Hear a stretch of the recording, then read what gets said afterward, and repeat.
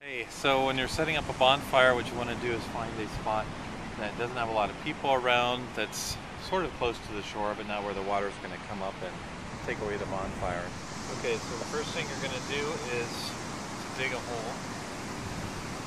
Just use our hands here and just hollow out a circle. Get down to the wet part of the sand. The rose petal message is going to go right here in front of it. So usually just smooth out the sand. Prepare for it. And the trick is then just to shovel some of this wetter sand to where the rose petal messages are going to be, so that when you put the rose petals, they'll stick in there. You can push them in and they won't fly away if it's a little breezy outside. Okay, so then we're going to take this hole here and just round it out. I like to kind of push some of the sand up against the side, just kind of like a barrier for the people sitting around it.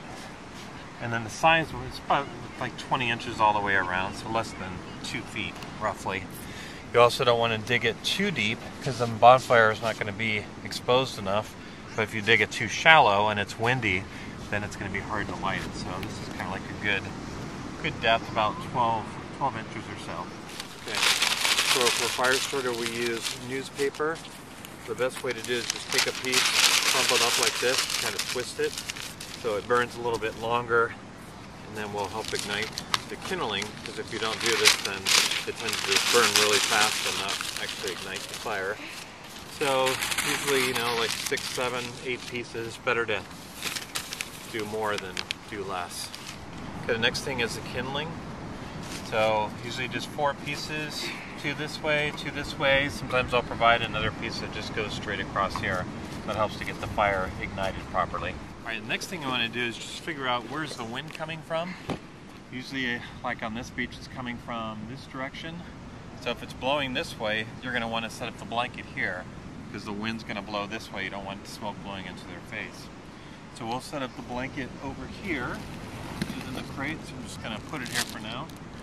And then we're going to be taking this wood and we'll be emptying it out and then stacking the wood here that we're not actually using on the fire. Okay, so out of all this wood, after you put that kindling down, you want to find 2 of the smaller pieces that will ignite really good. There's a couple kind of smaller pieces that we're going to lay on there next. And Brooke, if you want to get this, it's like a log cabin type of a setup. Can you see inside how the fire's built? So it's a log cabin. You want to keep some air flowing through here, and then top it off with one of the bigger logs, which is right here.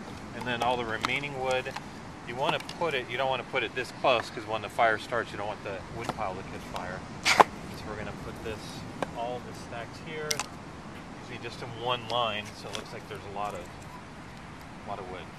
Okay, so now we're going to spread out the blanket best we can.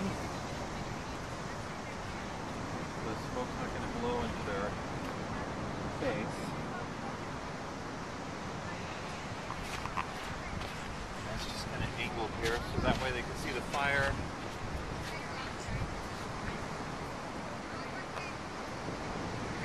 Okay, so especially on a windy day, you got to anchor down the blanket. So just put a little bit of sand on the 4 corners of the blanket. Make sure there's no air pockets, because if there's any air pockets here on a windy day, then the blanket's just going to blow up and totally get wrecked. For this bonfire, actually all the bonfires, we have the roses. So those are pre-done here. You might have to rearrange them because they get a little jostled in transport sometimes. So those are laid at one corner of the blanket. We got in this one a picnic basket, which goes on the other corner. It's kind of an angle. This one has the champagne flutes. I like to place that on the blanket, crisscrossing. And if anything did get juggled again in here, just kind of rearrange it, because that can happen. Then we also have a flashlight, safety flashlight. Put that at one of the corners of the blanket. This one also has the message and a bottle gift, which gets buried at one of the 4 corners of the blanket, but partially, so that you can still, clients can be able to find it, but it's not too obvious, just the neck of the bottle being exposed. And this one also has the seashells, which just kind of go out in front of here. Just whatever you think looks best. But this is what I do. So 1, 2, 3, 4, 5. And the roasting sticks just go crisscross like this. The other Bonfire just comes with chilled San Pellegrino, which you place directly on the blanket, standing straight up. This one comes with a beverage bucket with ice, so sometimes you will have a beverage bucket with ice. Sometimes we do this little sand cave thing, where we just dig out some of the sand.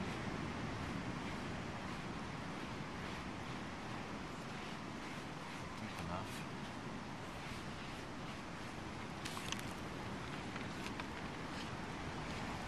It's just going to get buried in there.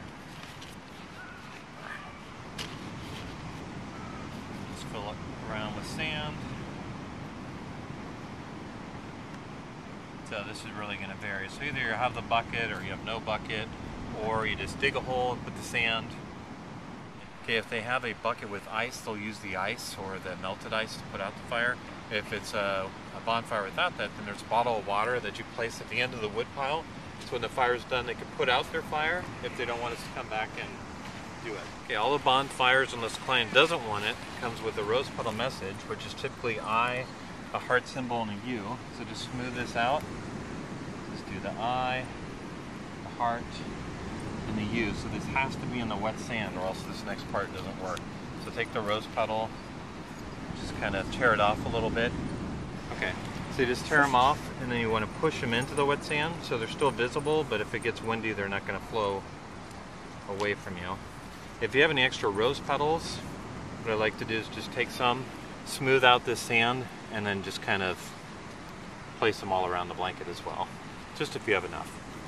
Okay, then I like to smooth out the sand because it looks really good, not only from this distance, but when the client's showing up and they're at the top of the stairs, that'll help them identify it, and it looks like they have their own private spot on the beach.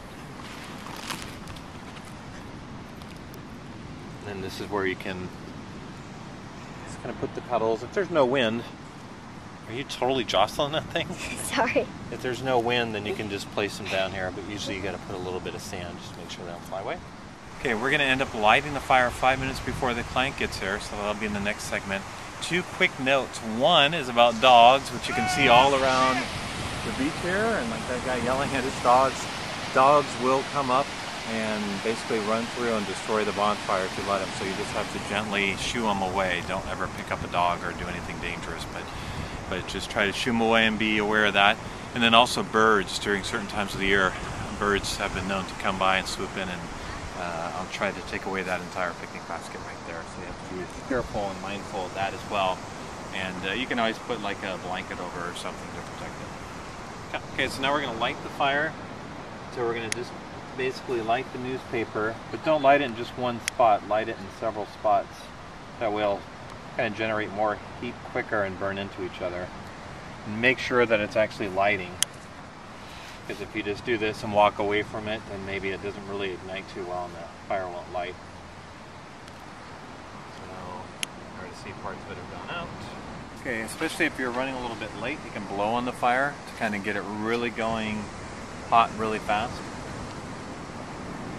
Just be really careful. You don't want to get your face too quick or too close to the fire.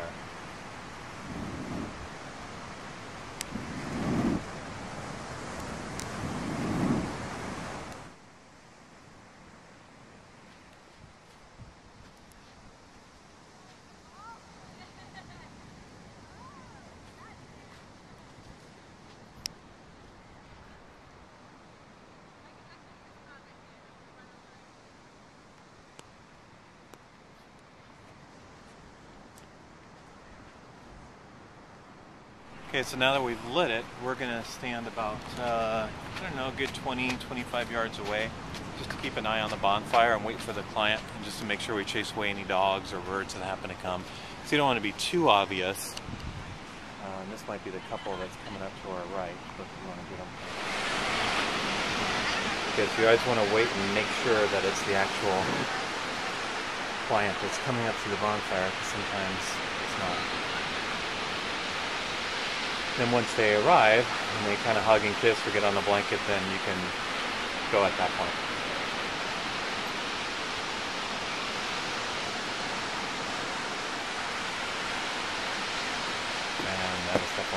Okay.